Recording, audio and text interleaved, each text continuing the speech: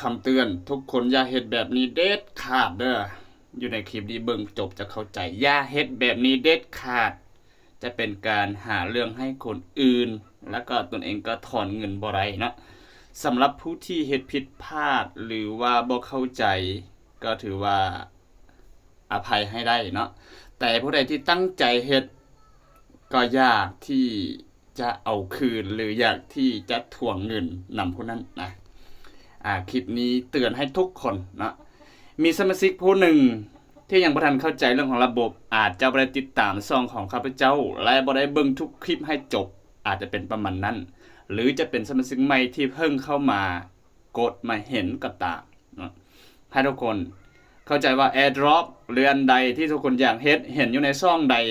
เห็นอยู่บนใดก็ต้องติดตามเขาเพราะว่าทุกอย่างมีการเปลี่ยนแปลงทุกเวลาเมื่อมีการอัปเดตมาเขาจะอัปเดตให้จะได้เบิ่งจะเข้าใจเนาะโอเคจะมาให้เบิ่งคนนี้ก็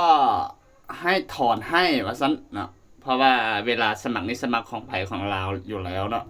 แต่ว่าเราบ่มีกระเป๋านะเราบ่มีกระเป๋าหั่นนะให้เราไปสร้างกระเป๋าเนาะสอนให้สร้างกระเป๋าก็สอนไปแล้วนะแล้วก็แนะนำคลิปมื้อเช้าว่าให้ไปสร้างกระเป๋า EBI หากว่าไผที่ยังบ่ทันเชื่อมต่อกระเป๋าหรือว่าเชื่อมบ่ได้หั่นน่ะเนาะแล้วก็จะเป็นประมาณนี้เพราะว่าสมาชิกคนนี้ได้เอา ID ของค่อยเนาะ ID ของข้าพเจ้านี่นะ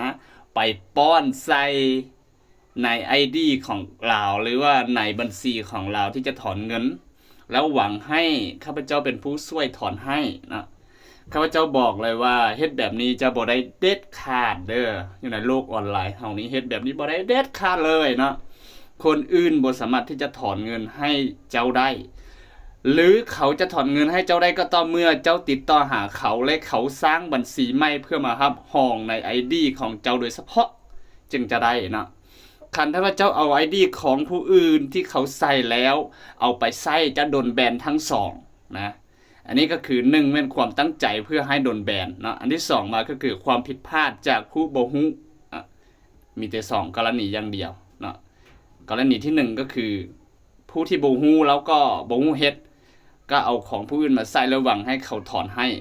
นี่คือหยังบ่ฮู้อีโน่อีเน่หยังเลยหรือว่ายังบ่ทันศึกษาในด้านนี้มาก่อนอาจจะเป็นประมาณนี้นะอันที่2มาก็คือตั้งใจให้เขาบ่สามารถถอนเงินได้ให้เขาโดนแบนเพราะว่าเฮามีเงินน้อยเด้หรือว่าเฮาสร้างบัญชีมาเพื่อให้เขาโดนแบนโดยเฉพาะนะอย่างนี้นะสำหรับสิ่งคนนี้เขาเจ้าเชื่อว่าอาจจะมีความผิดพลาดนะอาจจะมีความผิดพลาดแต่อย่างมาเตือนให้ทุกคนเข้าใจบ่ต้องเฮ็ดแบบนี้เด็ดขาดต่อไปเนาะอย่างนี้ก็ข้าพเจ้าก็จะมีการเซตบอกประมาณนี้นะนี่ข้าพเจ้าก็เฮ็ดคลิปมื้อเช้าไปนะว่าผู้ใดที่ยังบ่ทันเชื่อมต่อกระเป๋าเนี่ยก็ต้องไปสมัครกระเป๋า EBI นะ EBI นี่เนี่ยต้องได้ไปสมัครอยู่ใน Trust Wallet บ่หรือว่า MetaMask บ่หรือว่า Hot Wallet นะผู้ใดที่มีกระเป๋าพวกนี้ก็สามารถสมัครได้เลยเชื่อมต่อ EBI ไปเลยนะนี่ข้าพเจ้าก็ย้านว่าจะโดนแบนนะข้าพเจ้าก็เฮ็ดคลิปไปก่อนแล้วว่าอย่าเฮ็ดแบบนี้ถ้าเฮ็ดแบบนี้จะโดนแบนฉะนั้นข้าพเจ้าบ่มีโอกาสที่จะได้รับเงินนะหวังว่าอาจจะบ่ได้รับในส่วนนี้นะเพราะว่าบัญชีตัวนี้เนี่ยได้เชื่อมต่อกับกระเป๋า EBI แต่ว่ามีสมาชิกผู้นี้เนาะก็เลยเอา ID ของข้าพเจ้าไปป้อนกับบัญชีของเราเพราะว่าข้าพเจ้าได้เฮ็ดวิดีโอนะอัดคลิปวิดีโอลง YouTube เห็น ID ตัวนี้เราก็เลยว่าเอา ID ตัวนี้ไปป้อนของเรานะหวังว่าข้าพเจ้าจะถอนให้แต่ว่าคันถ้าว่า1บัญชีเนาะ1บัญชีเนี่ยมีฮอด2กระเป๋านะมีฮอด2กระเป๋าก็บ่ได้นะเฮ็ดแบบนี้ก็ยังบ่ได้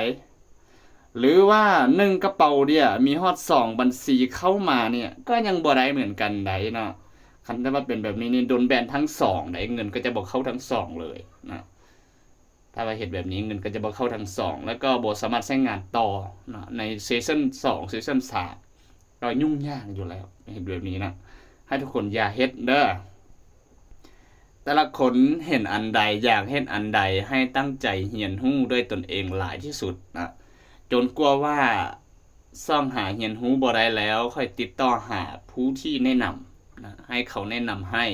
หากว่ามีเวลาเขาก็จะแนะนำให้ดอกนะหรือว่าเขาก็จะแนะนำว่าไปเบิ่งคลิปนี้คลิปนี้คลิปนั้นมานี่ให้เฮ็ดเองนะสามารถไปเบิ่งแล้วก็เฮ็ดเอง ผู้อื่นบ่สามารถที่จะเฮ็ดแล้วก็ถอนให้ตนเองได้ในโลกออนไลน์เด้อโอเคคลิปนี้ก็มาเตือนทุกคนเป็นแบบนี้นะเป็นบทเรียนนะเป็นบทเรียนให้สมาชิกใหม่หลายๆคนก็อย่าเฮ็ดแบบนี้